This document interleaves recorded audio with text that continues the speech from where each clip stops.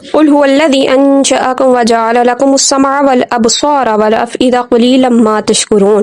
کہو وہی تو ہے جس نے پیدا کیا تمہیں اور بنائے ہیں تمہارے لیے کان، آنکھیں اور دل اور دماغ، قلیلا ما تشکرون، تم کم ہی شکر ادا کرتے ہو۔ قل هو الذی ذرأکم فی الارض والیہ تحشرون، کہو وہی تو ہے جس نے پھیلایا تم کو زمین میں اور اسی کے حضور تم اکٹھے کیے جاؤ گے۔ وَيَقُولُونَ مَتَىٰ هَٰذَا الْوَعْدُ إِن كُنتُمْ صَادِقِينَ، وَيَقُولُونَ اور کہتے ہیں کب پوری ہوگی یہ دھمکی اگر تم ہو سچے۔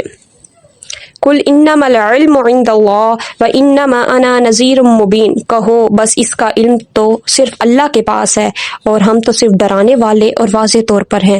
فلما رأوه زلفة سیئت وجوہ الذین کفروا وقیل ھذا الذی کنتم بہ تدعون، پھر جب دیکھیں گے وہ اس کو قریب تو بگڑ جائیں گے چہرے ان لوگوں کے جنہوں نے کفر کیا تھا، اور کہا جائے گا یہی تو ہے وہ جس کے تم تقاضا کرتے تھے۔